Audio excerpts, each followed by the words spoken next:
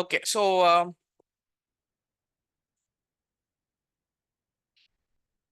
acts, important acts first முடிச்சிட்டு அதுக்கப்புறம் we'll go to revision. See, acts பொறுத்த வரைக்கும் 1773 இருந்து 1947 இண்டிபெண்டன்ஸ் ஆஃப் இந்தியா ஆக்ட் வரைக்கும் பிடிஎஃப் வந்திருக்கா? ஓகே, ஸோ அதுல இருக்க வரலையா? பிடிஎஃப் வரலையா? ஃபைன். ஸோ ஆக்ட்ஸ் வந்து 1773 ரெகுலேட்டிங் ஆக்ட்ல இருந்து 1947 வரைக்கும், 1773 டு 1947 இது வரைக்கும் ஆக்ட்ஸ் வந்து பிடிஎஃப் வந்திருக்கு. ஸோ அந்த பிடிஎஃப் வந்து நீங்க ரெஃபர் பண்ணிக்கோங்க. அந்த பிடிஎஃப் வந்து படிச்சுக்கலாம். அதுல எந்த டவுட்ஸும் இல்லை. அந்த பிடிஎஃப் வந்து ரொம்ப ரொம்ப ரொம்ப இம்பார்ட்டன்ட். அதுல பாயிண்ட் வைஸ் செக்ரிகேட் பண்ணி தமிழ் அண்ட் இங்கிலீஷ்ல இருக்கு. ஓகே, அதுல என்ன அண்டர்ஸ்டாண்டிங்னா, ஆக்ட்ஸ் வந்து ஈஸ்ட் இந்தியா கம்பெனி 1770, அங்க எழுதக்கூடாதா? ஈஸ்ட் இந்தியா கம்பெனி 1773 இருந்து 1857 வரைக்கும் ரூல் பண்ணாங்க. ஸோ இந்த டைம்ல வந்த ஆக்ட் எல்லாம் ஈஸ்ட் இந்தியா கம்பெனி பிரிட்டிஷ் இங்க இந்தியாவை ரூல் பண்ணிட்டு இருக்கும் போது பிரிட்டிஷ் கவர்மெண்ட்டும் ஈஸ்ட் இந்தியா கம்பெனிக்காக போட்ட சட்டங்கள். அது okay. 1858 government of India act இருக்குல்ல, அதுல இருந்து 1947 ஆக்ட் வரைக்கும் பிரிட்டிஷ் கிரவுன் ரூல்ல வந்த ஆக்ட். எஸ், இந்த ஆக்ட்ஸ் பிடிஎஃப் வந்து ஆல்ரெடி இஸ் கிவன். அந்த ஆக்டை படிச்சது போக அந்த ஆக்ட்ல இருக்கிற இம்பார்ட்டன்ட் திங்ஸும் சில ஐஎன்எம்ல இருக்க இம்பார்ட்டன்ட் திங்ஸ் மட்டும் நம்ம டிஸ்கஸ் பண்ணலாம். மறுபடியும் பிடிஎஃப்ல இருக்கிற கதையவே நான் பேச மாட்டேன் இப்போ. அதான் உங்ககிட்ட இருக்கு, இல்ல டைம் வேஸ்ட் பண்ணிட்டு இருக்க வேண்டாம். பிடிஎஃப்ல இருக்கிறது நீங்க படிச்சுதான் ஆகணும், 100% படிக்கணும். அது போக அந்த பிடிஎஃப்ல இருக்க இம்பார்ட்டன்ட் பாயிண்ட்ஸும் சில கனெக்ஷன் ஸ்டோரிஸும் வி வில் டிஸ்கஸ். ஸோ இதையும் நீங்க கிளாஸ் நோட்ஸ்ல படிச்சுக்கோங்க, பிடிஎஃப்பும் படிச்சுக்கோங்க. கிளியர் ஆயிருச்சா? ஓகே, தெரியுதா போர்டு?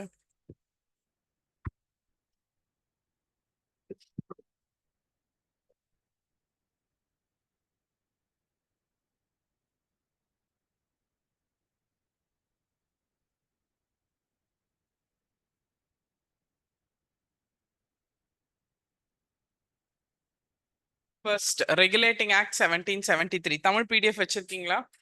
இங்கிலீஷ் பிடிஎஃப் வச்சிருக்கீங்களா? Yes, what is regulating PDF, regulating act in Tamil? Tamil ஒழுங்குமுறை சட்டம். ஒழுங்குமுறை சட்டம் 1773. இது நீங்க வந்து பிடிஎஃப்ல இருக்கிறத படிச்சுக்கோங்க. அது போக கிளாஸ் நோட்ஸ்ல இப்ப இதெல்லாம் எழுதிக்கலாம். ஓகே, ரெகுலேட்டிங் ஆக்ட் 1773 இதான் first legislation, first legislative intervention. முதல் தடவை பிரிட்டிஷ் வந்து சட்ட ரீதியா இந்தியர்களோட நிர்வாகத்துல தலையிட்டது இதுதான் முதல் தடவை இல்லையா? அதுக்கு முன்னாடி ஏதாவது சட்டம் போட்டு பிரிட்டிஷ் தலையிட்டு இருக்காங்களா? நோ, இது direct western first legislative intervention of British அப்படின்னு ஒரு 10 ஆக்ட், 4 ஆக்ட் கொடுத்துருப்பாங்க. 1883, 1773, 1884, 1833, அதாவது 4 ஆக்ட். அப்போ 1773 வந்த முதல்ல ஒழுங்குமுறை சட்டம் தான் ஏதோ ஒரு விஷயத்த ஒழுங்குபடுத்துறதுக்காக முதல் தடவை ஆங்கிலேயர்கள் சட்ட ரீதியா இந்தியா நிர்வாகத்துக்குள்ள தலையிட்டது. புரியுதா? So first British intervention லெஜிஸ்லேட்டிவ்லி.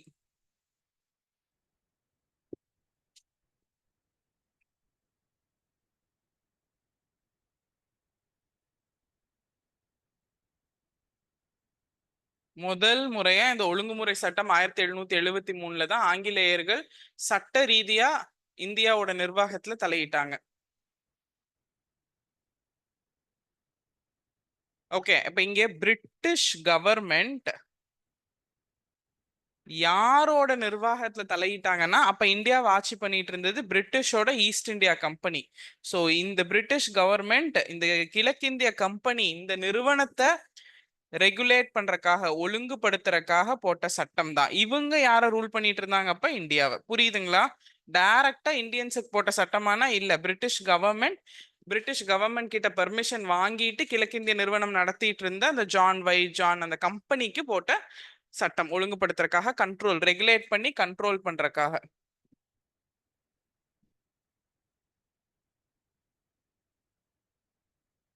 So யார் ஒழுங்குபடுத்தி கண்ட்ரோல் படுத்துவா அப்படிங்கும் போது அங்க என்ன தேவை வந்துச்சு? ஒரு கவர்னர் வேணும், ஒரு கவர்னர் ஜெனரல் வேணும் அப்படின்னு. ஸோ அந்த டைம்ல தான் கவர்னர் ஜெனரல் அப்படிங்கிற போஸ்ட்டை உருவாக்கி, கவர்னர் ஜெனரல் எங்கிருந்து ரூல் பண்ணுவாங்க? Bengal. Governor general of Bengal அப்படிங்கிற பதவியும் உருவாக்கப்பட்டுச்சு. ஏன் பெங்கால் சூஸ் பண்ணாங்கன்னா பேட்டில் ஆஃப் பிளாசே பக்சார் இந்த கதையெல்லாம் தெரியும். ஸோ பெங்கால்ல இருந்து தான் அவங்களோட நிர்வாகம் ஆட்சி எல்லாமே நடந்துச்சு.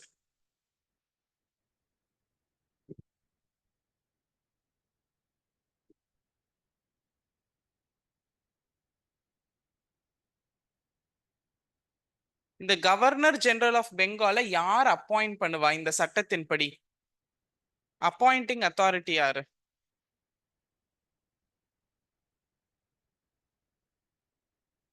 எஸ், இந்த சட்டத்தின் கீழே கவர்னர் ஜெனரல், பெங்காலோட கவர்னர் ஜெனரலை யார் வந்து அப்பாயிண்ட் பண்ணுவா? யார் அத்தாரிட்டி அப்பாயிண்ட் பண்ணி அவங்க பெங்காலை பாத்துக்குவாங்க? ஸோ யார் அப்பாயிண்ட் பண்ணுவா அப்படின்னா எஸ் பிரிட்டிஷ் கியூன். குவீன் தான் அப்பாயிண்ட் பண்ணுவாங்க. ஈஸ்ட் இந்தியா கம்பெனி அப்பாயிண்ட் பண்ண மாட்டாங்க. Okay, so appointed by British crown.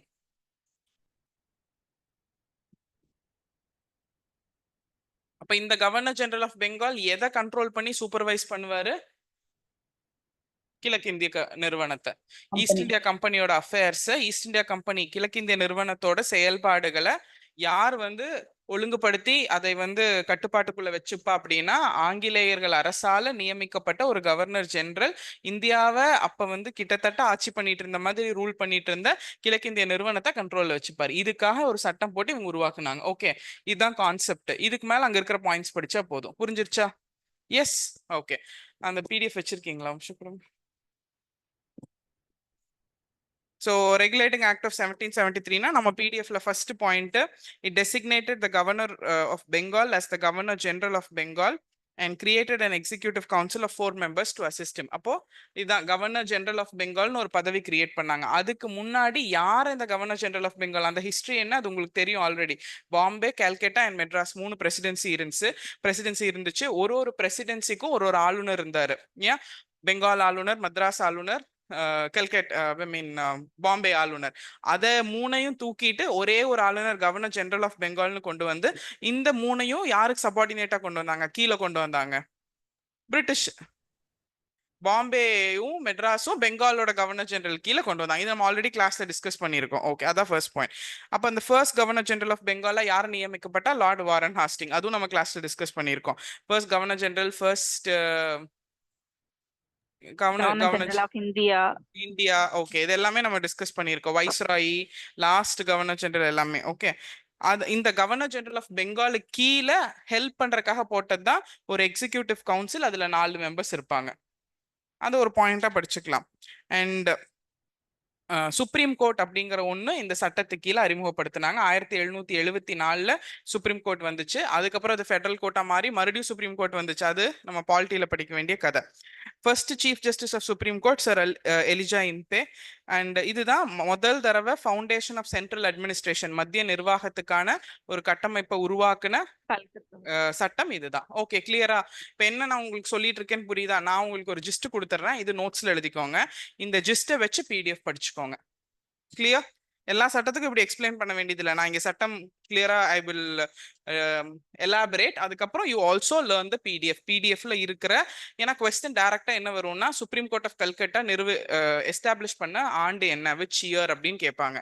அப்ப இதை மட்டும் வச்சுக்கிட்டா இங்க கான்செப்ட் மட்டும் தான் இருக்கும். அங்க போய் பாயிண்ட்டையும் படிச்சிடணும். First chief justice of supreme court யாரு? இம்பே.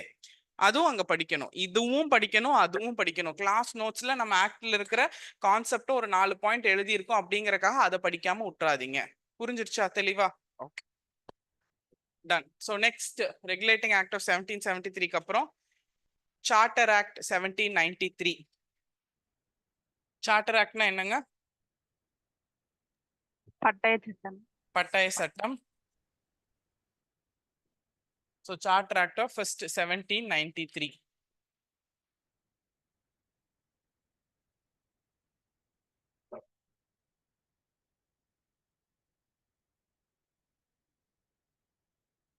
ஓகே, இப்போ இந்த ஆக்ட் பட்டய சட்டம் அப்படிங்கிற விஷயம் எதுக்காக வந்துச்சு அப்படின்னா ரொம்ப சிம்பிள். இந்த சார்ட்டர் ஆக்ட்ல இருக்கிற ஒரே ஒரு விஷயம், பிரிட்டிஷ் கிரவுன் ஈஸ்ட் இந்தியா கம்பெனிக்கு, பிரிட்டிஷ் கிழக்கிந்திய நிறுவனத்துக்கு இன்னொரு 20 வருஷம் எக்ஸ்டெண்ட் பண்ணி கொடுத்தாங்க. 20 years எக்ஸ்டெண்ட் பண்ணி கொடுத்தாங்க. சார்ட்டர் ஆக்ட் ஆஃப் 1793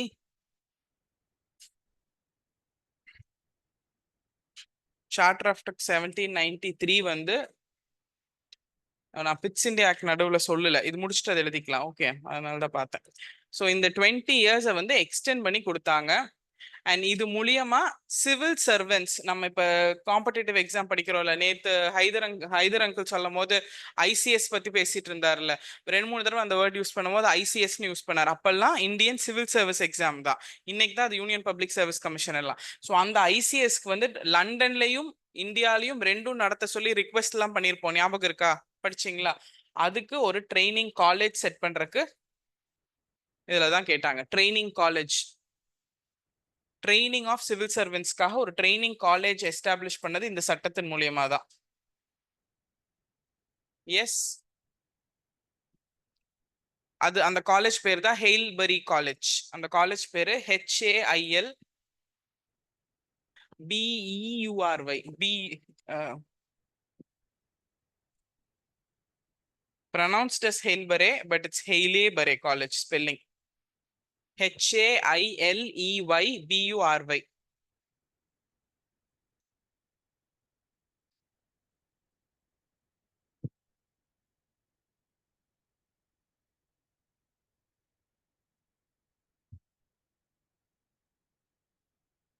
ஓகே, இந்த 2 பாயிண்ட் தான் ஆக்சுவலி இம்பார்ட்டன்ட். இது வந்து நம்ம பிடிஎஃப்ல இல்ல. ஓகே, பிடிஎஃப்ல இல்ல தானே 1793 சார்ட்டர் ஆக்ட். ஃபைன், 20 வருஷம் எக்ஸ்டென்ஷன் அங்க இருக்கிறதா ரொம்ப இம்பார்ட்டன்ட் டிஎன்பிசிக்கு. பட் நான் உங்களுக்கு எக்ஸ்பிளைன் பண்றதுக்காக இதை ஆட் பண்ணியிருக்கேன். British crown British east India கம்பெனிக்கு இன்னொரு 20 வருஷம் எக்ஸ்டெண்ட் பண்ணி கொடுத்தாங்க. பிளஸ் இந்த சட்டம் மூலியமா நிறைய சீர்திருத்தங்கள் கொண்டு வந்ததோட சேர்ந்து ஒரு சிவில் சர்வெண்ட் ஆஸ்பிரன்ஸ் ட்ரெயின் பண்றதுக்காக ஒரு காலேஜ் செட் பண்ணாங்க. அந்த காலேஜ் பேரு ஹெயில்பரே காலேஜ். ஓகே, இதுக்கு நடுவுல ஆக்சுவலா 1793 நம்ம இன்னொரு சட்டம் எழுதாம வந்துட்டோம், bits India act. Pitt's India act இதுக்கு முன்னாடி எழுதணும், எங்காவது கேப் இருந்தா எழுதிக்கோங்க, இல்லைன்னா இதை 3 நம்பர் போட்டு 2 அங்க எழுதிக்கோங்க. Bits India act. Pitt's India சட்டம். பிட் அப்படிங்கிறவர் யாரு அப்படின்னா வில்லியம் பிட். அப்ப இருந்த prime minister William bit.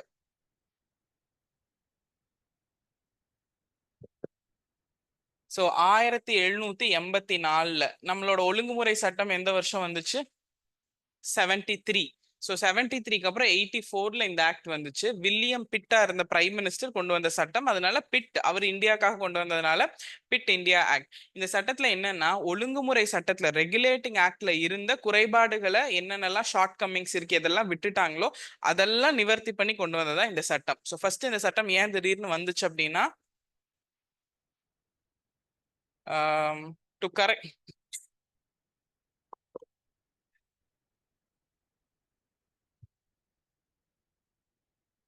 to include the shortcomings of Regulating Act 1773. ஒழுங்குமுறை சட்டத்துல விடுபட்ட விஷயங்களை சேர்த்து இன்னொரு சட்டமா கொண்டு வரக்காக வந்ததுதான் ரெகுலேட்டிங் ஆக்ட்.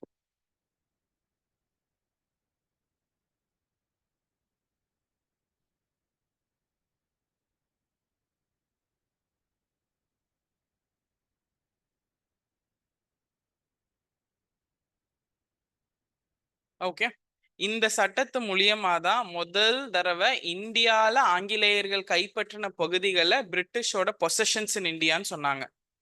பிரிட்டிஷோட பொசஷன்ஸ் ஒரு பிரிட்டிஷோட டெரிட்டரி, பிரிட்டிஷோட எல்லை, இந்தியால பிரிட்டிஷோட எல்லை அப்படின்னு இந்தியால பிரிட்டிஷ் கைப்பற்றின பகுதிகளை முதல் முறையா இது பிரிட்டிஷோட பகுதி, பிரிட்டிஷோட எல்லை, பிரிட்டிஷோட பொசஷன்ஸ் அப்படின்னு சொன்னது இதுதான் ஃபர்ஸ்ட் டைம்.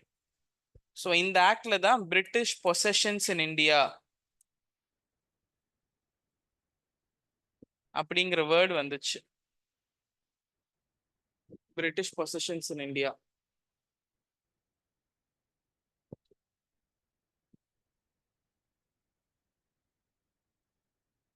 ஓகே, மேம் அது ஒன் டைம் சொல்லுங்க மேம். பிரிட்டிஷ் பொசஷன்ஸ், பிரிட்டிஷ் இங்க கைப்பற்றி வச்சிருக்கிற எல்லைகள், கைப்பற்றி வச்சிருக்க பகுதிகள் வந்து அது ஆங்கிலேயர்களோடது அப்படின்னு முதல் தடவையா அவங்க அதிகாரப்பூர்வமா அறிவிச்சது இந்த சட்டத்துல தான்.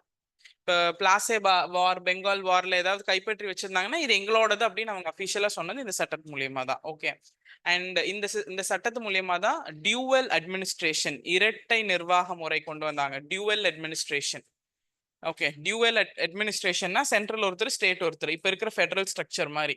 ஸோ இந்த சட்டத்துக்கு கீழே தான் டியூவல் அட்மினிஸ்ட்ரேஷன். டியூவல்னா என்ன? இரட்டை நிர்வாகம். இதான், அது சென்ட்ரல்ல ஒண்ணு, இங்க வந்து இந்தியால ஒண்ணு. ஆக்சுவலா இப்ப நம்ம ஃபாலோ பண்றது டியூவல் ஃபெடரல் ஸ்ட்ரக்சர் தான், சென்ட்ரல் கவர்மெண்ட் ஸ்டேட் கவர்மெண்ட். ஆனா இங்க வந்து சென்ட்ரலும் இந்தியால, இந்த சென்ட்ரல் இருக்க அட்மினிஸ்ட்ரேஷன் லண்டன்ல இருந்து, இந்தியால இருக்க administration British east India company. ரெண்டுமே அவங்க தான், பட் அது சென்ட்ரல் அட்மினிஸ்ட்ரேஷன், இங்க பிரிட்டிஷ் ஈஸ்ட் இந்தியா கம்பெனி அப்படிங்கிற ஒண்ணு பிரிச்சாங்க.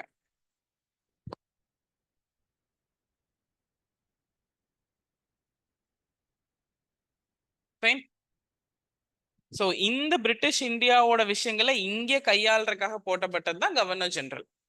புரிஞ்சிருச்சா? எஸ், இங்க இந்த பிரிட்டிஷோட விஷயங்களை கையாளுறதுக்காக போட்டது தான் கவர்னர் ஜெனரல்.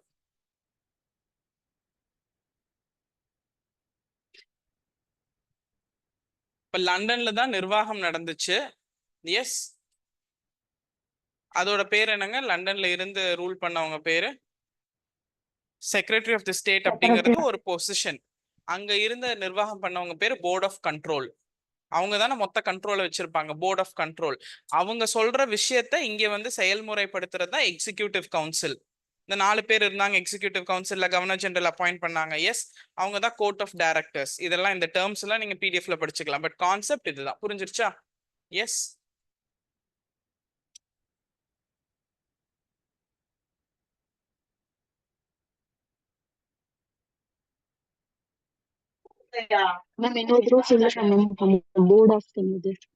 டியூவல் அட்மினிஸ்ட்ரேஷன் அப்படின்னா ஒன்றும் இல்லை, இந்தியாவை மத்திய ஐ மீன் இந்தியாவை வந்து சென்ட்ரல் பார்ட்ல இருந்து, லைக் மெயின் கண்ட்ரோல் யார்கிட்ட இருந்துச்சுன்னா லண்டன்ல இருந்துச்சு.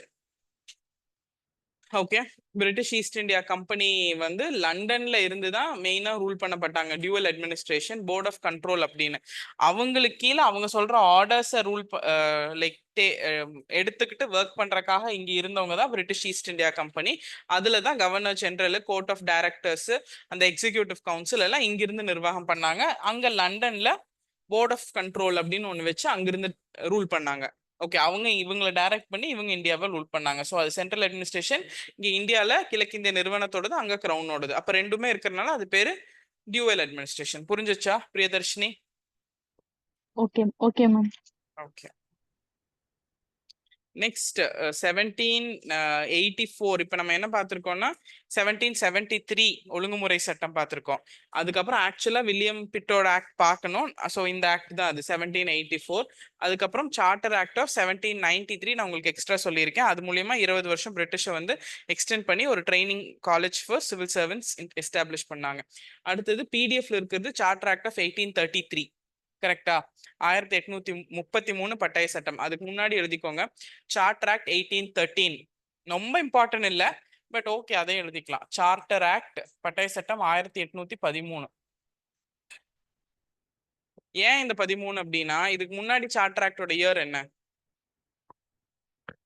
1793. S, 93 plus 20.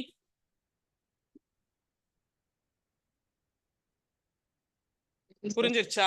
20 வருஷத்துக்கு தானே அந்த சட்டத்துல பெர்மிஷன் கொடுத்தாங்க. அப்ப 20 வருஷம் கழிச்சு மறுபடியும் அதை எக்ஸ்டெண்ட் பண்ணும், இல்ல அதை நிறுத்தணும், அதுக்கு ஏதோ ஒரு சட்டம் வரணும்ல. அதனால 1813. அதுக்கப்புறம் 20 வருஷம்.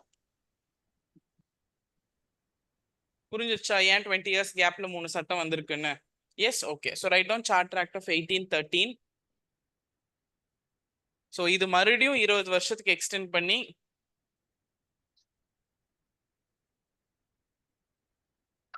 Trade monopoly. ஓகே, இன்னும் 20 வருஷம் இவங்க என்ன பண்ணுவாங்க? அந்த டைம்ல வர்த்தகர்களா தானே இருந்தாங்க. ஸோ வர்த்தகம் பண்றதுக்கான அதிகாரம் கொடுத்தாங்க.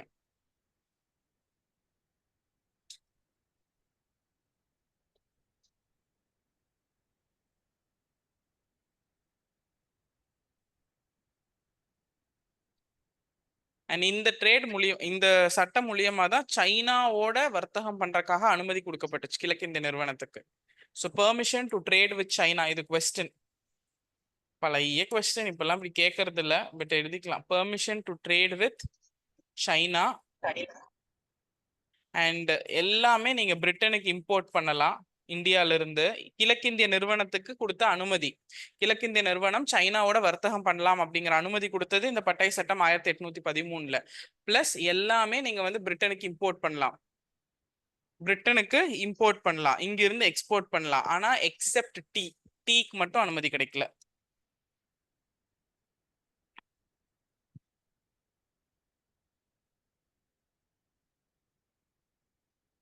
ஸோ இந்தியால இருந்து என்ன பொருள் வேணாலும் நீங்க பிரிட்டனுக்கு அனுப்பலாம், except what? Tea. Okay.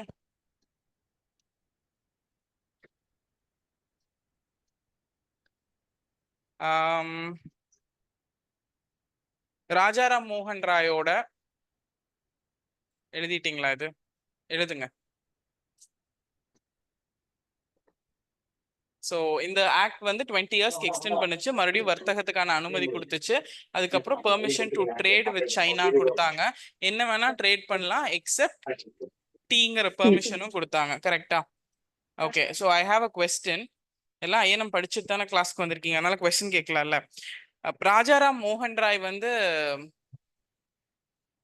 ஆத்மீய Sabha establish பண்ணதும் பிரம்மோ சமாஜ் எஸ்டாப்ளிஷ் பண்ணதும் எந்த இயர்? 1815 ஆத்மிய சபா, 1829 பிரம்ம சமாஜ். இப்படி படிச்சிட்டீங்களா? ஒரே சந்தோஷமா இருக்கேன். அடுத்த கொஸ்டின் கேட்டா அவ்வளவுதான் அவுட்னு நினைக்கிறேன். கேளுங்க மேம். கேட்கலாமா? ட்ரை பண்றோம் மேம். ட்ரை பண்றீங்களா? 1815 ஆத்மிய சபா, 1829. ஓகே.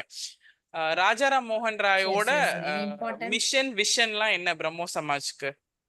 அப்புறமா பேசலாம். என்ன என்ன நோக்கத்தோட அவர் வந்து எஸ்டாப்ளிஷ் பண்ணாரு? Sati abolished. Sati abolished.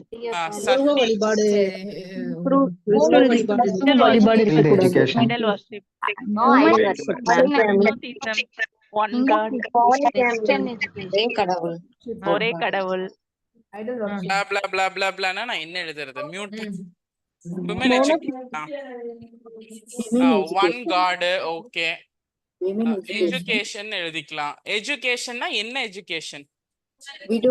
Western education. Western education. Western Western education. education. Western education and children education. Ma'am, women education. Western எஜுகேஷனா?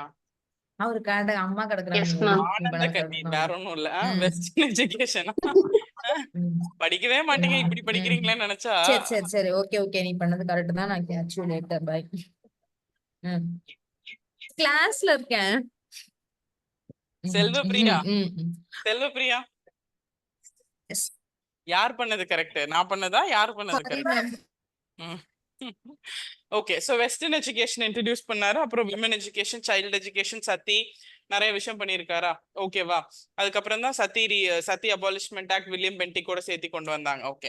இந்த வெஸ்டர்ன் எஜுகேஷன் அப்படிங்கிற விஷயத்த 1815 1829 அவர் தான் ஃபர்ஸ்ட் இன்ட்ரடியூஸ் பண்றாரு. அதுக்கு முன்னாடி சோஷியல் ரிஃபார்ம்ஸ் எல்லாம் எதுவும் இல்லை அந்த அளவுக்கு பெருசா. ஆமாவா? இது அப்படியே கொண்டு போய் எங்க கனெக்ட் பண்ணலாம்னா, ஐயோ அதை வேற டெலீட் பண்ணிட்டேனே, சரி விடுங்க. Charter act 1813. Okay fine. 1813ல ஒரு பட்டய சட்டம் வருது. 1815, அதுக்கப்புறம் 1829 இந்த பிரம்மோ சமாஜ் மூலியமா வெஸ்டர்ன் எஜுகேஷன் இன்ட்ரடியூஸ் பண்ணி எல்லாரும் ஆங்கிலேய வழி கல்வி படிச்சு எப்படியாவது கவர்மெண்ட் ஜாப் வாங்கிருங்கன்னு சொல்றாரா? ஃபைன். அப்ப இவருக்கு இந்த வெஸ்டர்ன் எஜுகேஷன் இது 1829 1830ல தான் மக்கள் கிட்ட கொண்டு வந்து சேர்த்திருக்காரு. ஆமாவா? அப்ப முதல்ல பிரிட்டிஷ்கார ஈஸ்ட் இந்தியா கம்பெனிக்கு கிறிஸ்டியன் மிஷினரி அனுப்பிச்சு இங்கிலீஷ் எஜுகேஷனை ப்ரமோட் பண்ணது இந்த சட்டம் மூலியமா. 1813ல இது உள்ளுக்குள்ள வந்துருச்சு. அத மக்கள் கிட்ட கொண்டு போய் சேர்த்துறதுக்கு அவர் பெரிய அளவுல பண்ணியிருக்காரு. புரிஞ்சிருச்சா? கனெக்ஷன் கிடைக்குதா? Okay. So charter act of 1813ல தான் first time Christian missionaries were introduced in India. கிறிஸ்துவ தூதர்கள், கிறிஸ்துவ மிஷினரிஸ். ஓகே, கிறிஸ்டியன் மிஷினரிஸ் இந்த சட்டம் மூலியமா தான் ஃபர்ஸ்ட் டைம் இந்தியால இன்ட்ரடியூஸ் ஆனாங்க. எதுக்கு அப்படின்னா to promote western education, to promote education and knowledge. அப்ப கிட்டத்தட்ட 10-15 வருஷம் இவர் நல்லா அதோட பெனிஃபிட்ஸ் என்ன, ப்ரோஸ் என்ன, கான்ஸ் என்னன்னு தெரிஞ்சுக்கிட்டு அதை மக்கள் கிட்ட கொண்டு போய் சேர்த்துறக்கா கொண்டு வந்ததா பிரம்மோ சமாஜ். புரிஞ்சிருச்சுங்களா? கனெக்ஷன் கிடைக்குதா? ஓகே, இந்த ஒரு பாயிண்ட்காக தான் 1813 இங்க கொண்டு வந்தேன். ஸோ 1813 சட்டம்ல வந்து ஃபர்ஸ்ட் 20 வருஷம் எக்ஸ்டெண்ட் பண்ணாங்க, ட்ரேட் மொனோபொலி கொடுத்தாங்க, சைனாவோட வர்த்தகம் பண்றதுக்கான அனுமதி கொடுத்தாங்க, இந்தியால இருந்து என்ன வேணாலும் நீங்க பிரிட்டிஷ்க்கு ஏற்றுமதி பண்ணிக்கலாம் எக்ஸப்ட் டீ. புரிஞ்சிருச்சா? பிளஸ் முக்கியமா கிறிஸ்டியன் மிஷனரிஸ் இந்தியாக்குள்ள ஃபர்ஸ்ட் இன்ட்ரடியூஸ் ஆனது த்ரூ 1813 ஆக்ட். அந்த ஆக்ட் மூலியமா இன்ட்ரடியூஸ் ஆயிட்டு அதுக்கப்புறம் அது அப்படியே ஸ்ப்ரெட் ஆக ஆரம்பிச்சது த்ரூ நம்மளோட சோஷியல் ரிஃபார்ம் மூவ்மெண்ட். இந்தியாவில் நடந்த சீர்திருத்த இயக்கங்கள் மூலியமா வெஸ்டர்ன் எஜுகேஷன், மீட்பு இயக்கங்கள், ரீவைவலிஸ்ட் மூவ்மெண்ட் வெஸ்டர்ன் எஜுகேஷனை ப்ரொமோட் பண்ணல, தே ஸ்டார்டட் ப்ரொமோட்டிங் வேதாஸ், குரான் அந்த மாதிரி. Okay fine.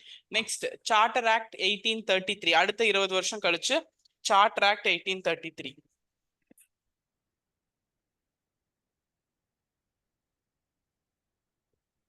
So Charter Act 1833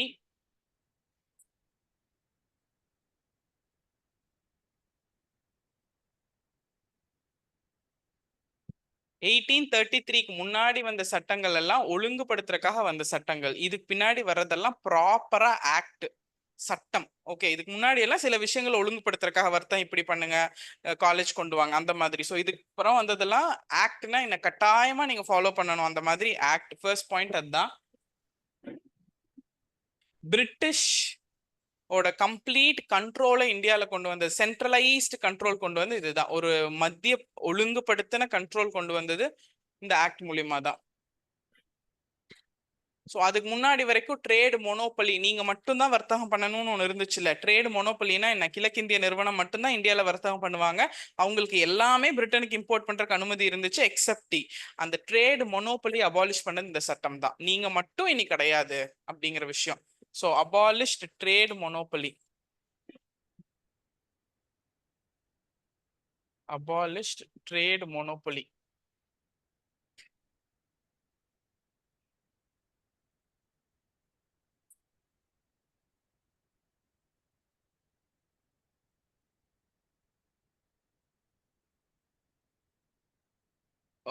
Started open competition for civil service. Open competition for civil service.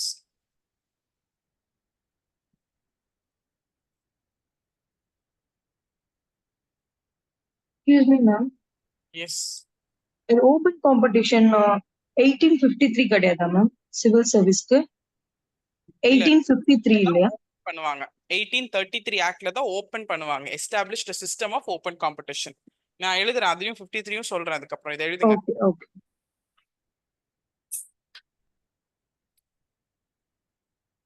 And இதுல தான் appointment of governor general of India அப்படின்னு ஒரு போஸ்ட் வந்துச்சு. 1773 ஒழுங்குமுறை சட்டத்துக்கு முன்னாடி பெங்காலுக்கு ஒரு ஆளுநர், பாம்பேக்கு ஒரு ஆளுநர், மெட்ராஸ்க்கு ஒரு ஆளுநர். கரெக்டா?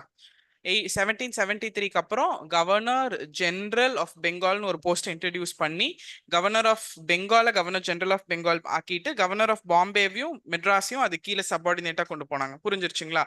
அந்த 1773க்கு அப்புறம் 1833ல கவர்னர் ஜெனரல் ஆஃப் பெங்கால ரிமூவ் பண்ணிட்டு they took it to Governor General of India. Okay, so Governor General of India அப்படிங்கிற ஒரு விஷயம் வந்துச்சு.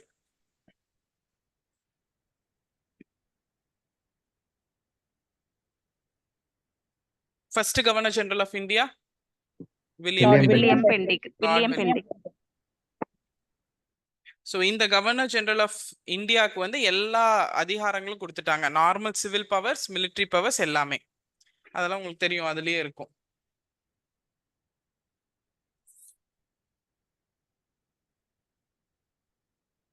ஸோ இனிமேல் கிழக்கிந்திய நிறுவனம் வந்து ட்ரேடு மொனோபலி இல்லாதனால எந்த வர்த்தகம் சார்ந்த விஷயங்கள்ல இன்வால்வ் ஆக முடியாது. வெறும் நிர்வாக பொறுப்புகள் தான். கமர்ஷியல் ஆக்டிவிட்டிஸ், கமர்ஷியல்னா என்ன? தொழில் பண்றதெல்லாம் தானே கமர்ஷியல் ஆக்டிவிட்டிஸ். அது இல்லாம வணிக ரீதியான எந்த விஷயமும் பண்ணக்கூடாது. இனிமேல் ஒன்லி அட்மினிஸ்ட்ரேட்டிவ் மட்டும்தான், அட்மினிஸ்ட்ரேட்டிவ் நிர்வாகம் சார்ந்த விஷயங்கள் மட்டும்தான் பண்ணணுங்கிறதையும் இந்த சட்டம் மூலியமா தான் பிரிட்டிஷ் கிரவுன் கிழக்கிந்திய கம்பெனியை கண்ட்ரோல் பண்ண ஆரம்பிச்சாங்க. கிளியரா பிரிட்டிஷ்காரன் வந்து இந்தியால ஈஸ்ட் இந்தியா கம்பெனி ரிமூவ் பண்றதுக்கான ஃபவுண்டேஷன் இங்க போட்டு சென்ட்ரலைஸ்ட் அட்மினிஸ்ட்ரேஷன் கொண்டு வந்தான். போதும் 1600ல இருந்து 1833 வரைக்கும் 233 வருஷம் ட்ரேட் மொனோபொலியோட இருந்த பிரிட்டிஷ் ஈஸ்ட் இந்தியா கம்பெனியை கிழக்கிந்திய நிறுவனத்தை போதும்னு ட்ரேட் மொனோபொலி குறைச்சிட்டு வணிக ரீதியான எல்லா செயல்பாடுகளையும் குறைச்சு அதை வெறும் நிர்வாகம் மற்றும் பண்றதுக்கான ஒரு நிறுவனமா மாத்துனது இந்த சட்டம் தான். Important act. Okay, so commercial activities எங்க எழுதினாலுமே தெரிய மாட்டேங்குதே. கமர்ஷியல் ஆக்டிவிட்டீஸ்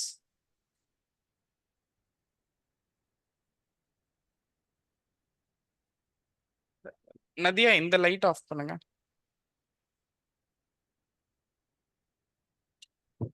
கமர்ஷியல் ஆக்டிவிட்டீஸ் இல்ல, இனிமேல் அட்மினிஸ்ட்ரேட்டிவ் ஆக்டிவிட்டீஸ் மட்டும்தான். ஓகே. யாருக்கு? பிரிட்டிஷ் ஈஸ்ட் இந்தியா கம்பெனிக்கு இனிமேல் இது இல்ல, இது மட்டும்தான் அப்படின்னு யார் ரூல் போட்டா? British crown.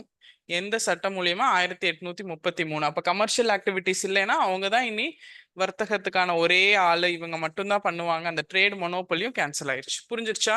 அப்ப என்னன்னா கொஞ்சம் கொஞ்சமா பிரிட்டிஷ் வந்து சென்ட்ரலைஸ்ட் அட்மினிஸ்ட்ரேஷன் கொண்டு வந்து மொத்த இந்தியாவுக்கு ஒரே ஆளு, கவர்னர் ஜெனரல் ஆஃப் இந்தியாவை அப்பாயிண்ட் பண்ணி இவங்க கொண்டு வந்து அப்படியே கன்சாலிடேட் பண்ணி பவரை கடைசியா 1858 அவங்களே வந்துட்டா நிர்வாகம் பண்றதுக்கு ஈஸியா இருக்கும்ல. ஸோ 33, 43, 53 கிட்டத்தட்ட 25 இயர்ஸ்ல பிரிட்டிஷ் கிரவுன் உள்ள வந்துருச்சு இதுல இருந்து. புரிஞ்சிருச்சா? Okay. Next charter act of 1853 பட்டாய சட்டம். அதான் கடைசி பட்டாய சட்டம் 1853. ஸோ இந்த கவர்னர் ஜெனரல் ஆஃப் இந்தியாவுக்கு ஹெல்ப் பண்றதுக்காக கவர்னர் ஜெனரல் கவுன்சில்னு ஒன்று இருக்கும். ஓகே, இந்த சட்டம் மொழியில இன்ட்ரடியூஸ் பண்ணியிருப்பாங்க. இந்த சட்டத்திலே இருக்கும். கவர்னர் ஜெனரல் ஆஃப் இந்தியா அப்படின்னு ஒரு பதவி கிரியேட் பண்ணோன்னே அவருக்கு ஹெல்ப் பண்றதுக்கு ஒரு கவுன்சில், அதுவும் இந்த சட்டத்திலே கொண்டு வந்திருப்பாங்க. ஓகே, இது வரைக்கும் எழுதிக்கிட்டா. அடுத்தது 1853 பட்டாய சட்டம், சார்ட்டர் ஆக்ட் ஆஃப் 1853. இதுதான் last charter act, last act for British east India company. ஆமா தானே? Last act for British east India company.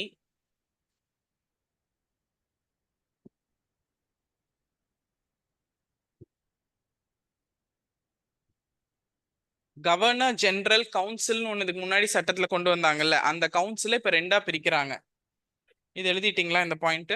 Last charter act கடைசி பட்டாய சட்டம், அண்ட் ஆங்கிலேய நிறுவனத்துக்காக ஆங்கிலேயர்களால போடப்பட்ட கடைசி சட்டம். கிளியரா? ஓகேவா? நெக்ஸ்ட் 1833 ஆக்ட்ல கவர்னர் ஜெனரல் ஆஃப் இந்தியா அப்படின்னு ஒரு பதவி உருவாக்கி அது கீழே ஒரு கவுன்சில், கவர்னர் ஜெனரல் கவுன்சில்னு ஒன்று இன்ட்ரடியூஸ் பண்றாங்க. ஓகே, இந்த 1853 சட்டத்துல என்ன பண்றாங்கன்னா இந்த கவுன்சிலை பவர்ஸ் பிரிக்கிறாங்க. என்ன பவர் கொடுக்குறாங்க? Legislative and executive function. லெஜிஸ்லேட்டிவ்னா சட்ட ரீதியான பொறுப்புகளுக்கு சில உறுப்பினர்களும், செயலாக்கத்துக்காக சில உறுப்பினர்களும் அப்படின்னு எக்ஸ்டெண்ட் பண்றாங்க. லெஜிஸ்லேட்டிவ்னா சட்டம் ஏற்ற, சட்டம் நிறைவேற்ற சில உறுப்பினர்களும், இங்க எக்ஸிக்யூட்டிவ் அதை வந்து இம்ப்ளிமெண்ட் பண்றதுக்காக, நடைமுறை கொண்டு வரக்காக சில உறுப்பினர்களை 2ஆ வந்து இந்த கவுன்சிலை செப்பரேட் பண்றாங்க. என்ன பண்றாங்க? இன்னும் ஸ்ட்ராங் ஆகிட்டே போறாங்க. That's all. Fine. Legislative and executive functions. அப்புறம் இங்க 6 பேரை புதுசா ஆட் பண்றாங்க. அதுதான் இந்தியன் சென்ட்ரல் லெஜிஸ்லேட்டிவ் கவுன்சிலா இருந்துச்சு. அந்த Indian central legislative council self கவர்மெண்ட்லாம் கேட்டோம்ல, அப்போ சென்ட்ரல் லெஜிஸ்லேட்டிவ் கவுன்சில் மத்திய சட்டமேற்றும் துறையா ஒன்று இருக்கும். அது கீழே மாகாணங்கள்ல நம்ம ஒரு நிர்வாகம் பண்ணிக்கலாம், செல்ஃப் கவர்மெண்ட், ஹோம் ரூல் அப்பெல்லாம் நம்ம படிச்சோம்ல. இதுதான் Indian central legislative council. Governor general of இந்தியாவுக்கு கீழே சட்டம் இயற்றக்காக அமைக்கப்பட்ட மத்திய அளவுல இருந்த சட்டம் இயற்றும் துறை, அதுதான் இது. ஓகே, இன்னைக்கு இருக்க நம்ம சட்டமன்ற மாதிரி இதுக்கு கீழே தான் மாகாணங்கள்ல நம்ம சுயேட்சை கேட்டோம், ஃபர்ஸ்ட் ஸ்வராஜ் கேட்டோம். அது எல்லாமே அதுக்கப்புறம் தான் நடந்துச்சு. ஸோ இது மினி பார்லிமெண்ட் மாதிரி, அதுவும் உங்க பிடிஎஃப்ல ஆட் பண்ணியிருப்போம், மினி பார்லிமெண்ட் மாதிரி.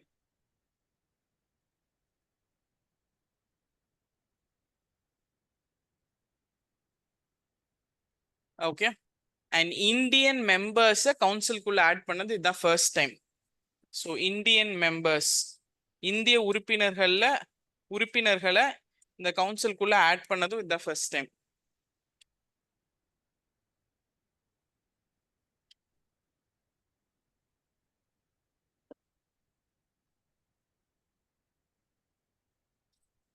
ஓகே, இதுக்கு முன்னாடி 1833 சட்டத்துல ஒரு பாயிண்ட் எழுதணும்ல, open competition for civil services. அந்த சட்டத்துல தான் அறிமுகப்படுத்தினாங்க. அந்த சட்டத்தை அறிமுகப்படுத்தினதுக்கு அப்புறம் அந்த ஓப்பன் காம்படிஷன் அப்படிங்கிற விஷயத்த செயலுக்கு கொண்டு வரக்காக, அதை வந்து நடைமுறை கொண்டு வரக்காக மெக்காலே கமிட்டி இதுக்கப்புறம் 1854ல போட்டாங்க. ஜெபப்பிரியா கனெக்ஷன் கிடைச்சிருச்சா? ஓகே, அந்த ஓப்பன் காம்படிஷன் இன்ட்ரடியூஸ் பண்ணது 1833ல. அந்த ஓப்பன் காம்படிஷனை செயல் கொண்டு வரக்காக, அதை நடைமுறை கொண்டு வரக்காக மெக்கலே கமிட்டி 1854ல இந்த சட்டத்துக்கு கீழே போட்டு, அதுலதான் ஃபர்ஸ்ட் சத்யேந்திரநாத் டாகூர், ரவீந்திரநாத் டாகூரோட பிரதர், எல்டர் பிரதர், அவர் தான் முதல் இந்தியன் சிவில் சர்வெண்ட். அதெல்லாம் உங்க பாயிண்ட்லயே இருக்கும். ஓகே, இப்போ 1853 சட்டம் clear? Yes. So 1773 regulating act, Pitt's India act 1784, அதுக்கப்புறம் சார்ட்டர் ஆக்ட் ஸ்டார்ட் ஆயிருது 1793, 1813, 1833, 1853. ஓகேவா? இப்ப 4 பட்டய சட்டம். அதுக்கு முன்னாடி ஒரு வில்லியம் பிட்டோட பிட் இந்தியா சட்டம், பிட் இந்தியா ஆக்ட். அதுக்கு முன்னாடி முதல் அதுதான் ஒழுங்குபடுத்துறதுக்கு வந்தனால ஒழுங்குமுறை சட்டம். இப்ப regulating act number 1 fit India act 1793 number 2, sorry 1784 number 2, charter act 1793, அதுல இருந்து 20 வருஷம் 1813, அதுல இருந்து 20 வருஷம் 1833, அதுல இருந்து 20 வருஷம் 1853. இப்ப நீங்க ஞாபகம் வச்சுக்க வேண்டியது என்னென்ன இயர்? ஃபர்ஸ்ட் 1773 ரெகுலேட்டிங் ஆக்ட், அது எல்லாத்துக்குமே ஞாபகம் இருக்கும். அதுக்கப்புறம் அது சரியில்லை, அதுல விட்டது கொஞ்சம் கொண்டு வரக்கா வில்லியம் பிட். ஸோ 1784, அது ரெண்டும் ஞாபகம் வச்சுக்கிட்டீங்கன்னா 1813ல இருந்து 20 வருஷம் 53 வரைக்கும் எழுதிக்கலாமா? இது மட்டும் தான் கிரவுன் ரூல்ல வந்த ஆக்ட். ஐ மீன் ஈஸ்ட் இந்தியா கம்பெனி இருக்கும் போது கிரவுன் ஈஸ்ட் இந்தியா கம்பெனிக்காக போட்ட சட்டங்கள். இதுக்கப்புறம் 1858 கவர்மெண்ட் ஆஃப் இந்தியா ஆக்ட், இந்திய அரசாங்க சட்டம் 1858லயே இனிமேல் கிழக்கிந்திய நிறுவனம் வந்து நம்மளை ஆட்சி பண்ண மாட்டாங்க, டைரக்டா நம்ம வந்து ஆங்கிலேயர்களோட முடியாட்சி கீழே போயிடுறோம், கிரவுன் ரூல் கீழே போயிடுறோங்கிறது 1858. அதுக்கப்புறம் வந்ததெல்லாம் இந்தியன் கவுன்சில் ஆக்ட், இந்தியாக்காக உருவாக்கப்பட்ட சட்டங்கள். புரிஞ்சிருச்சா? கிளியர்? இது வரைக்கும் ஏதாவது டவுட் இருக்கா? No doubts. Okay, will go to government of India act 1858.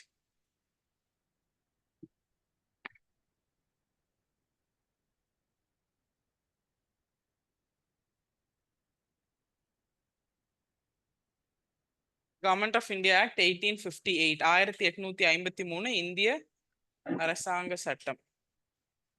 இப்போ இது எதுக்காக கொண்டு வந்தது? இந்தியாவோட குட் கவர்னன்ஸ்க்காக, இந்தியா வந்து நல்ல முறையில ஆட்சி பண்றதுக்காகவும் நல்ல முறையில நிர்வாகம் பண்றதுக்காகவும் இனிமேல் கிழக்கிந்திய நிறுவனம் இருக்காது. ஏன்னா அப்பதான் சிப்பாய் கழகம் முடிஞ்சிருக்கும்.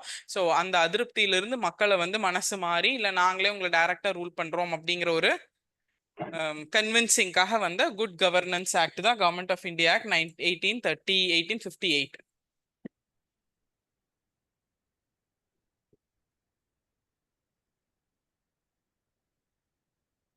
For good governance of India, இந்தியாவோட நல்ல ஆட்சிக்காக இனிமேல் கிழக்கிந்திய நிறுவனத்தை ரிமூவ் பண்ணிட்டு டைரக்டா British crown. S.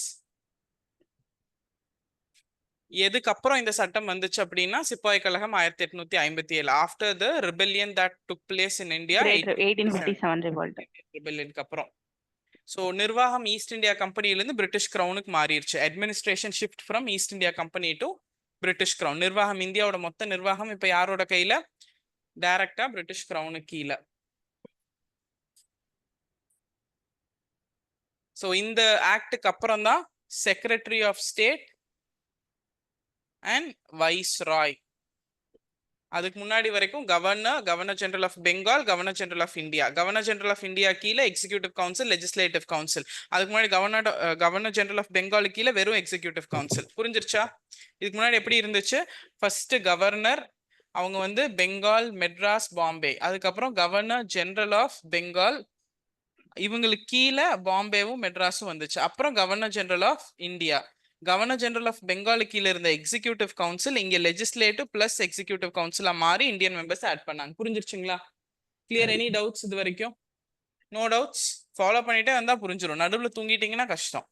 Government India of India act 1858 கீழே இப்ப செக்ரட்டரி ஆஃப் ஸ்டேட் இவங்க லண்டன்ல இருப்பாங்க. அண்ட் வைஸ்ராய் ஆஃப் இந்தியா இந்தியால இருந்து ஆட்சி பண்ணுவார், பிரிட்டிஷ் கிரவுனுக்கு கீழே வேலை செய்வார்.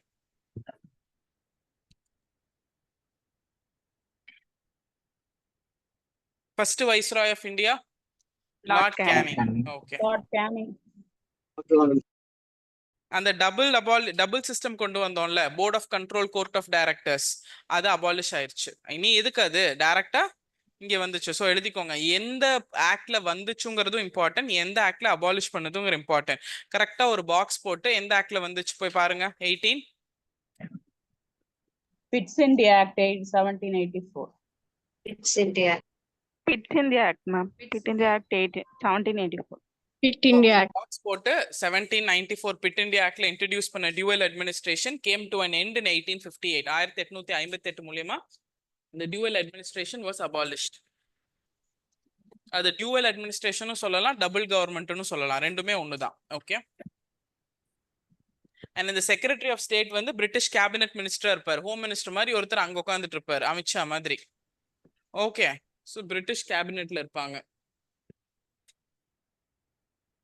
அண்ட் இந்த பிரிட்டிஷோட செக்ரட்டரி ஆஃப் ஸ்டேட் கவுன்சில்ல எத்தனை பேர் இருந்தாங்கன்னா 15 பேர் இருந்தாங்க. அப்ப 15 மெம்பர் கவுன்சில். அந்த 15 பேர்த்தோட கவுன்சிலுக்கு ஹெட் சேர்மன் தான் செக்ரட்டரி ஆஃப் ஸ்டேட். அவங்க அங்கிருந்து இந்தியாவோட நிர்வாகத்துக்கான முடிவுகளை எடுப்பாங்க. அதை இந்தியால செயல்படுத்தி அதை இந்தியா கண்ட்ரோலா வச்சுட்டு இருந்த வைஸ்ராய் ஆஃப் இந்தியா. ஓகே. இப்போ ஒரே ஒரு கவுன்சில் தான். என்ன கவுன்சில் அது பேரு? 15 member council under secretary of state. Okay.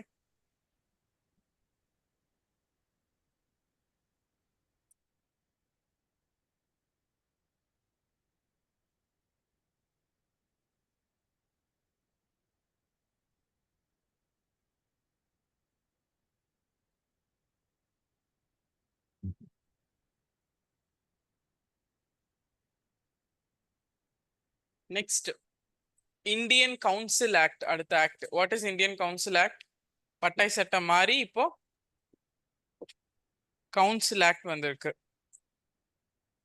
Indian council act 1861. 1861 18 council act. 1861 Indian council act.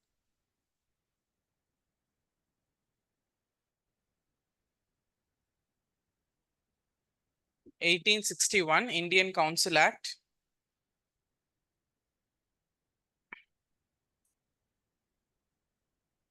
இந்தியன்ஸையும் legislative கவுன்சில்ல ஆட் பண்ண முதல் சட்டம் இதுதான். ரெப்ரசன்டேஷன்ல இந்தியன்ஸையும் லா மேக்கிங் ப்ராசஸ்ல இந்தியாக்கான சட்டங்கள் நிறைவேற்றும் போது இந்தியர்களையும் உள்ள அனுமதிச்ச முதல் சட்டம் இதுதான். Indians in law making process எழுதிக்கலாம். Indians in law making process, சட்டம் நிறைவேற்றும் முறைக்கு கீழே இந்தியர்களையும் அனுமதிச்ச முதல் சட்டம் Indians in law making process.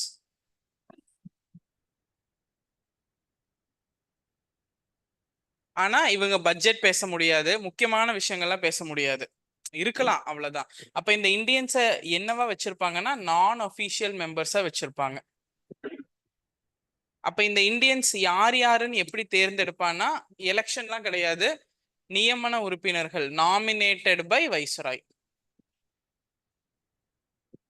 S, இங்க வைஸ்ராயோட லெஜிஸ்லேட்டிவ் கவுன்சில்ல இந்தியன் மெம்பர்ஸ் இருப்பாங்க. ஆனா நான் அஃபீஷியலா தான் இருப்பாங்க. முக்கியமான விஷயங்கள் பட்ஜெட்லாம் இவங்க டிஸ்கஸ் பண்ண முடியாது, ஓட் போட முடியாது. அந்த உறுப்பினர்களை நான் அஃபீஷியலா வச்சிருக்க இந்திய உறுப்பினர்களை யார் நியமனம் பண்ணுவானா வைஸ்ராய். அப்படி நாமினேட் பண்ணவங்க தான் ராஜா ஆஃப் பெனாரஸ், மகாராஜா ஆஃப் பாட்டியாலா, தினகர் ராவ் இவங்கெல்லாம். ஓகே. இதுல கிளியரா உங்களுக்கு என்ன புரிஞ்சிருச்சு? வைஸ்ராய்க்கு யார் வந்து ஒத்து போறாங்களோ அந்த பிரின்ஸ்லி ஸ்டேட்ஸோட ராஜா அவங்க தான் நாமினேட் பண்ணுவாரு.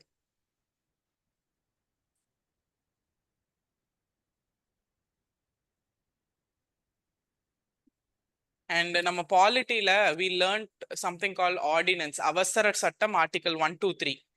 இதுவே ஸ்டேட்ல கொண்டு வந்த அவசர சட்டம் ஆர்டிகல் 214. கரெக்டா? 213. 213 ஞாபகம் இருக்கு?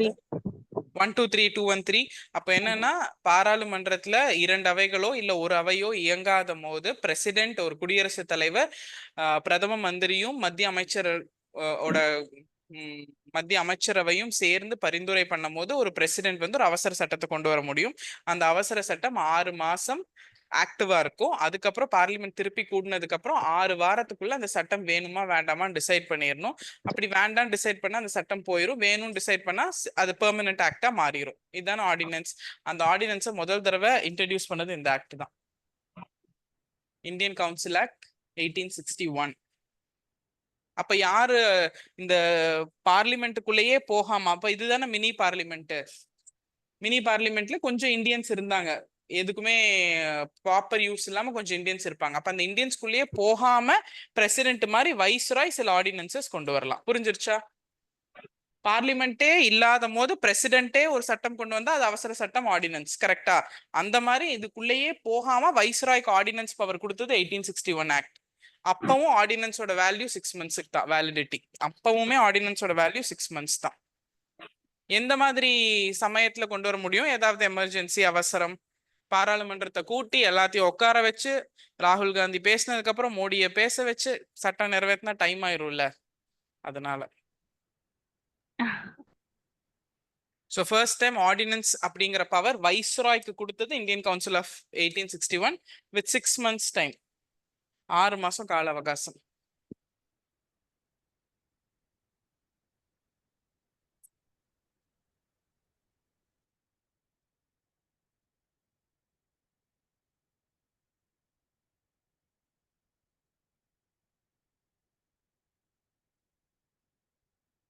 Okay, next 1892 Indian council act. 1892 Indian council act. இது அப்படியே அதோட கண்டினியூவேஷன். ஒரே நிமிஷம் கவனிச்சுட்டு அப்புறம் எழுதிக்கலாம். இந்த இந்தியன் கவுன்சில் ஆக்ட் 1892 கீழ இந்த நான் அஃபீஷியல் மெம்பர்ஸ், இந்தியன்ஸ் அஸ் நான் அஃபீஷியல் மெம்பரை இன்க்ரீஸ் பண்றாங்க. ஓகே, 3 பேரா இருந்ததை இன்க்ரீஸ் பண்றாங்க. அப்புறம் இவங்க எப்படி தேர்ந்தெடுக்கப்படலாங்கிறதுக்கு கம்யூனல் எலக்ட்ரேட் கொடுக்குறாங்க. கம்யூனல் எலக்ட்ரேட்னா என்ன? அவங்கவுங்க ஜாதியை சேர்ந்தவங்களுக்கு முன்னுரிமை கொடுத்து இவங்களுக்கு இத்தனை சீட். அந்த எந்தெந்த கம்யூனிட்டி கொடுத்தாங்க அப்படின்னா பேஸ்ட் ஆன் ரிலீஜன் கொடுத்தாங்க. கிளியரான ரிலீஜன் பேஸ் பண்ண கம்யூனல் எலக்ட்ரேட்டையும் இந்த நான் அஃபிஷியல் மெம்பர்ஸை இன்க்ரீஸ் பண்ணதும் இந்த சட்டம். அதுக்கு முன்னாடி சட்டத்துல அறிமுகப்படுத்தின நான் அஃபிஷியல் மெம்பர்ஸை இங்கே சட்டத்துல இன்க்ரீஸ் பண்ணி செப்பரேட் எலக்ட்ரேட் கொடுத்துருக்காங்க. Okay,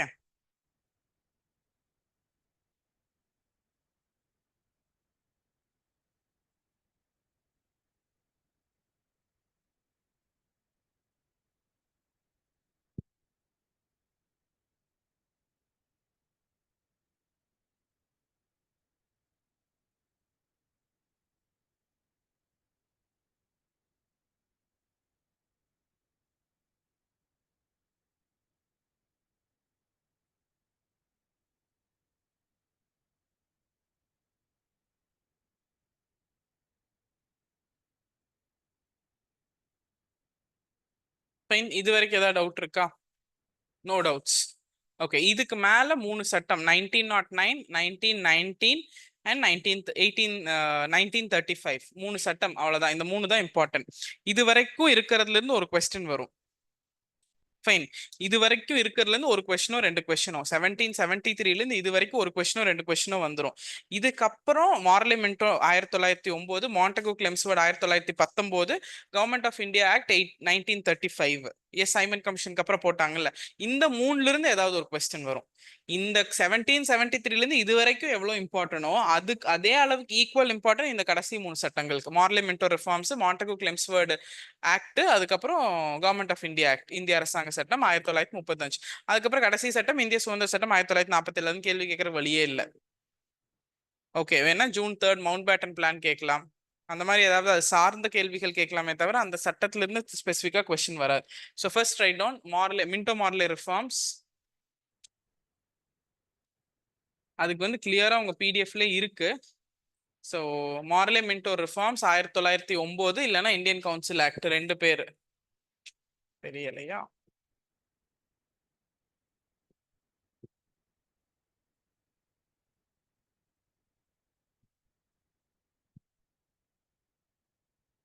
Morley Minto reforms 1909 or Indian council act 1909. So இதுல என்னன்னா அதுக்கு முன்னாடி இருந்த கவர்னர் ஜெனரலோட எக்ஸிக்யூட்டிவ் கவுன்சில், லெஜிஸ்லேட்டிவ் கவுன்சில்லாம் ஆல்ரெடி இருக்குல்ல. நம்ம சென்ட்ரல் லெஜிஸ்லேட்டிவ் கவுன்சில்ல 15 பேருன்னு படிச்சோம்ல. எஸ், அது 15ல இருந்து 16ல இருந்து 60 மாறுச்சு.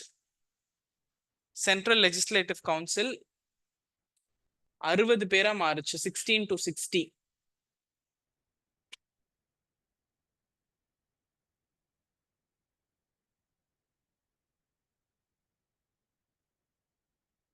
வைஸ்ராயோட எக்ஸிக்யூட்டிவ் கவுன்சில்ல முதல்ல லா மெம்பரை இன்ட்ரடியூஸ் பண்ணாங்க.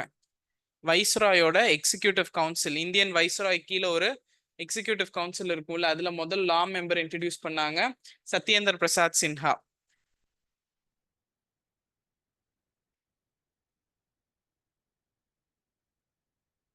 And Lord Minto communal representation கொடுத்துருவாரு. எஸ், கம்யூனல் ரெப்ரசன்டேஷன்னா என்ன? முஸ்லிம்ஸ்க்கு தனியா அவங்களுக்கான ஒதுக்கீடு. ஏன்னா 1906 Bengal partition all India Muslim league ஆதரிச்சு கொடுத்துருவாரு. அதனால Lord Minto father of communal representation பேர் வாங்கிடுவாரு இந்த சட்டத்துல.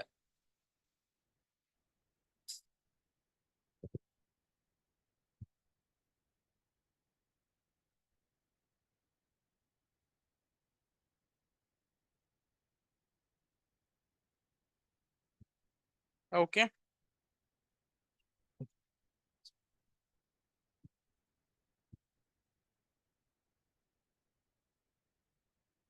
Next government of India act 1919, 1919 government of India act, இல்லைன்னா Montagu Chelmsford reforms 1919. Indian council act கடைசி எதுங்க? 1909. அதெல்லாம் முக்கியம். எது கடைசி? சார்ட்டர் ஆக்ட் ஃபர்ஸ்ட் எது, சார்ட்டர் ஆக்ட் கடைசி எது, கவுன்சில் ஆக்ட் எது ஃபர்ஸ்ட், எது செகண்ட், எது last? Government of India act 1919, Montagu Chelmsford reform, dual government, dyarchy. Okay, இரட்டை அரசாங்க முறை, அதை மறுபடியும் இன்ட்ரடியூஸ் பண்ணது இதுதான். இந்த சட்டம் வந்து நடைமுறைக்கு வந்தது 1921. சட்டம் வந்தது 1919. 1919ல வந்தாலும் எஃபெக்டுக்கு வந்தது 1921. டியூவல் கவர்மெண்ட், இரட்டை அரசாங்க முறையை இன்ட்ரடியூஸ் பண்ணாங்க. Dyarchy concept.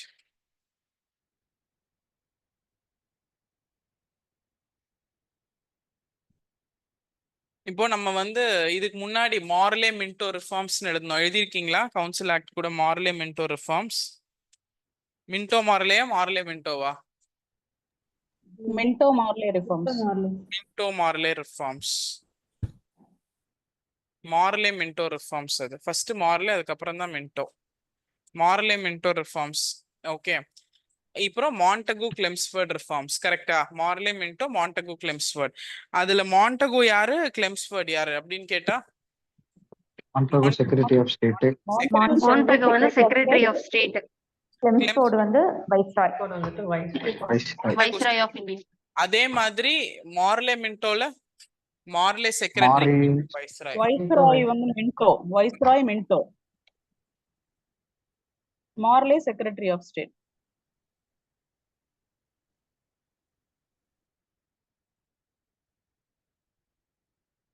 ஸோ இப்போ வந்து பைகேமரலிசம் அப்படின்னு ஒரு கான்செப்ட் இருக்குல்ல, இரண்டு அவைகள் கூடிய ஒரு சட்டமன்றம், ஒரு நாடாளுமன்றம், பார்லிமெண்ட். அந்த இரண்டு அவை டயார்கி, பைகேமரலிசம் அப்படிங்கிற டியூவல் கவர்மெண்ட் வேற, டியூவல் கவர்மெண்ட்டுக்குள்ள பைகேமரலிசம், இரண்டு அவைங்கிற கான்செப்டும் இதுல தான் இன்ட்ரடியூஸ் பண்ணாங்க. இதைத்தான் நம்ம ஃபாலோ பண்ணி இப்ப லோக்சபா, ராஜ்யசபா, சட்ட மேலவை, சட்ட கீழவையா, அதெல்லாம் ஸ்டேட் லெஜிஸ்லேட்டிவ் கவுன்சில், அப்புறம் ஸ்டேட் லெஜிஸ்லேட்டிவ் அசம்பிளி, இதெல்லாம் இப்ப இதை ஃபாலோ பண்ணி தான் வச்சிருக்கோம்.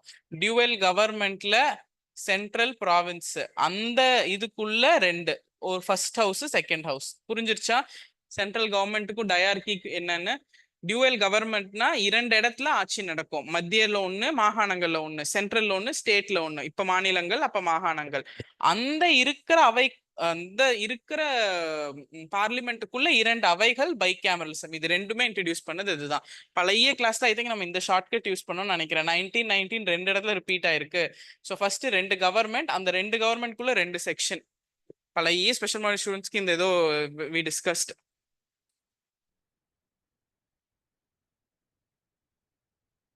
ஸோ கம்யூனல் ரெப்ரசன்டேஷனை முஸ்லிம்ஸ் கொடுத்தாங்கல்ல, இந்த சட்டம் மூலியமா சீக்ஸுக்கு, கிறிஸ்டியன்ஸ்க்கு, ஆங்கிலோ இந்தியன்ஸ்க்கு, யூரோப்பியன்ஸ்க்கு எல்லாத்துக்கும் எக்ஸ்டெண்ட் பண்ணிடுவாங்க.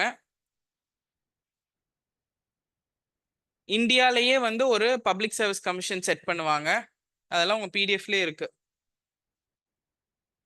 Okay, so last act government of India act 1935. Simon commission ஓட ரிப்போர்ட் பேஸ் பண்ணி வட்டமேசை மாநாடு, ரவுண்ட் டேபிள் கான்ஃபரன்ஸ் நடத்தி அதுக்கப்புறம் அதன் விளைவா வந்த சட்டம் தான் கவர்மெண்ட் ஆஃப் இந்தியா ஆக்ட் 1935. அதுக்கு முன்னாடி நம்ம நேரு ரிப்போர்ட்லாம் ரெடி பண்ணோம். இதெல்லாம் தாண்டி கவர்மெண்ட் ஆஃப் இந்தியா ஆக்ட் வந்துச்சு.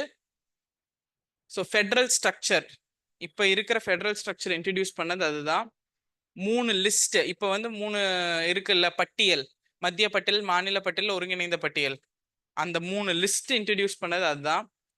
Central list, state list and concurrent list. அப்போ வந்து federal list, provincial list and concurrent லிஸ்ட்னு இருக்கும்.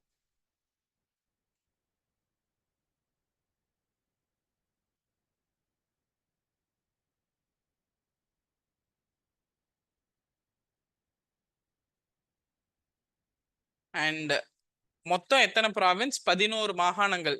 எலெக்ஷன் அப்பவே பார்த்துருப்போம்ல, 1935 எலெக்ஷன், 37ல 9 இடத்துல காங்கிரஸ் ஜெயிச்சிருக்கும் இல்லையா? அந்த 11 மாகாணங்கள்ல 6 மாகாணங்கள்ல பைகேமரலிசம் இன்ட்ரடியூஸ் பண்ணது கவர்மெண்ட் ஆஃப் இந்தியா 1935, 1935 சட்டம்.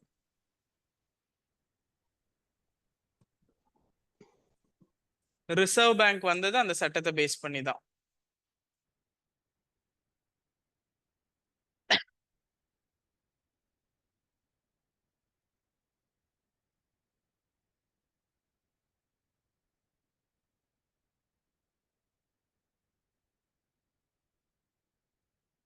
Fine, okay. இதுக்கப்புறம் நீங்க பிடிஎஃப் படிச்சிட்டீங்கன்னா பிடிஎஃப்ல இருக்க எல்லா பாயிண்ட்டும் கிளியர் ஆயிரும். ஆக்ஸ் கிளியர் ஆயிடுச்சா? Any doubts in aux?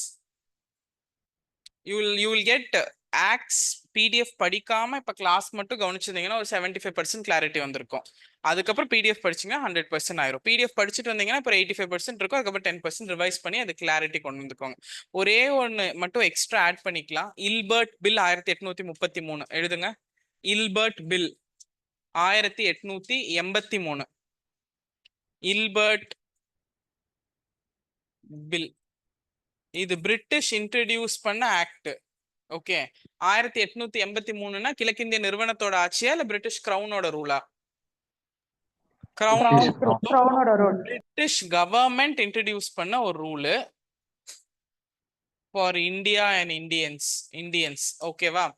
ஆனா பிரிட்டிஷ் அரசாங்கத்தினால அறிமுகப்படுத்தப்பட்டாலும் இந்தியால இருந்த பிரிட்டிஷ் பீப்புள், யூரோப்பியன்ஸ்னால எதிர்க்கப்பட்ட ஒரு சட்டம். ஓகே, என்ன இந்த சட்டம் அப்படின்னா, இங்கிலீஷ்காரன் தான் இந்த சட்டத்தை கொண்டு வந்திருக்கான், ஆங்கிலேய அரசு தான் இந்த சட்டத்தை கொண்டு வந்துச்சு. ஆனா இங்க இருந்த ஆங்கிலேயர்கள் இந்த சட்டத்தையே எதிர்த்தாங்க. அப்ப என்ன, இப்ப ஏதோ ஒரு இந்தியன்ஸ்க்கு ஃபேவரா இருக்க ஒரு சிஸ்டமா? இந்தியன்ஸ்க்கு ஃபேவரான ஒரு சில சட்டங்கள்ல இது ரொம்ப முக்கியமானது. இந்தியன் ஜட்ஜஸ் சட்டம் என்ன அப்படின்னா, இந்தியன் ஜட்ஜஸ் வந்து யூரோப்பியன் கிரிமினல்ஸ ட்ரையல் எடுக்கலாம். தண்டிக்கிறது ஜட்ஜ்மெண்ட் கொடுத்ததுக்கு அப்புறம் விசாரிக்கலாம். அப்ப என்னன்னா, யூரோப்பியன் ஜட்ஜஸ் மட்டும்தான் யூரோப்பியன்ஸை விசாரிக்க முடியும். இந்தியன் ஜட்ஜஸ் யூரோப்பியனை விசாரிக்கிறது, ஆங்கிலேயனை போய் ஒரு இந்தியன் உட்காந்து விசாரிக்கிறது, அந்த ஜட்ஜஸ்க்கெல்லாம் அந்த கேஸே கொடுக்க மாட்டாங்க. ஆனா இந்த இல்பர்ட் பில் மூலியமா Indian judges were allowed to preside over European cases. ஆங்கிலேயர்களால ஆங்கிலேயர்கள் இன்வால்வ் ஆன கேசஸ் வந்து இந்தியன் ஜட்ஜஸ் வந்து இந்தியன் ஜட்ஜஸ் அலோவ் பண்ணாங்க அந்த கேஸ் நடத்துறதுக்கு. இந்தியன் ஜட்ஜஸ் கொடுத்த பெர்மிஷன். ஸோ கடைசியா இந்த சட்டத்தை ரிமூவ் பண்ணிட்டாங்க. பட் இருந்தாலும் பவர்ஃபுல் தானே. Indian judges deal cases of Britishers. புரியுதுங்களா? அப்ப இந்தியன்ஸ் வந்து இங்க சுப்ரீமா இருக்கு. அப்ப உள்ளுக்குள்ள இந்த பிரிட்டிஷர்ஸ் வந்து இவங்களை எதிர்த்து அப்புறம் கொஞ்ச நாள் கழிச்சு அந்த சட்டம் போயிருச்சு. பட் ஒரு important act.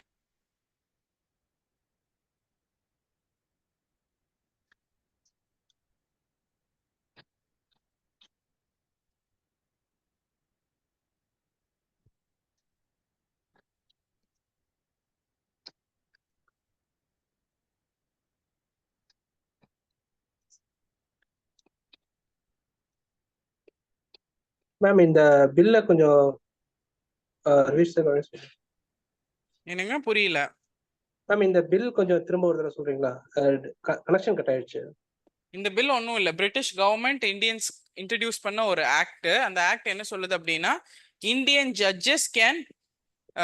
Judges were allowed to handle cases of Britishers. ஆங்கிலேயர்களுக்கு எதிரான சட்டங்கள், எதிரான வழக்குகள்ல வந்து இந்தியன் ஜட்ஜஸ், இந்திய நீதிபதிகள் அந்த கேஸ் நடத்தலாம்னு சொல்லி பெர்மிஷன் கொடுத்தது.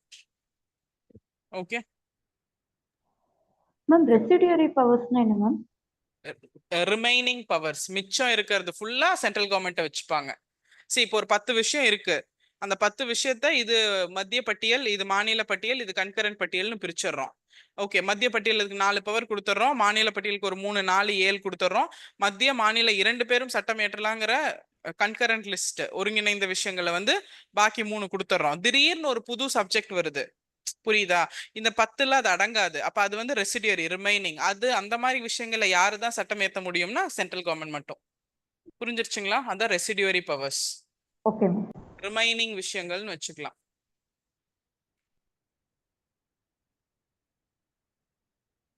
எஸ். ஸோ ஆக்ட்ல ஏதாவது டவுட் இருக்கா? மேம் ம் சார்ட்டர்ட் ஆக்ட் 1793 தானே செமிந்தாரி சிஸ்டம் இன்ட்ரடியூஸ் பண்ணி. என்ன ஆக்ட் என்ன இன்ட்ரடியூஸ் பண்ணாங்க? செமிந்தாரி சிஸ்டம் ஜமீன்தாரி சிஸ்டம். தனியா. Yes ma'am. அது நீங்க நம்ம ஜமீன்தாரி சிஸ்டம் படிச்சிருப்போம்ல, அதோட சேர்த்து படிச்சுக்கோங்க. ஓகே.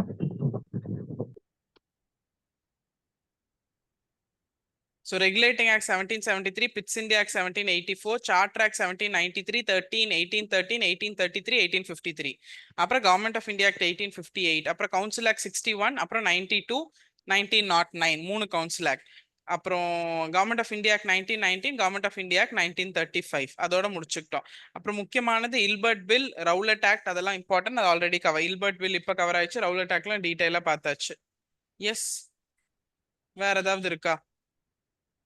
ஒரு doubt. Wait, with this we'll finish off Indian Acts. Indian Acts வந்து ஃபுல்லா முடிச்சிடலாம். So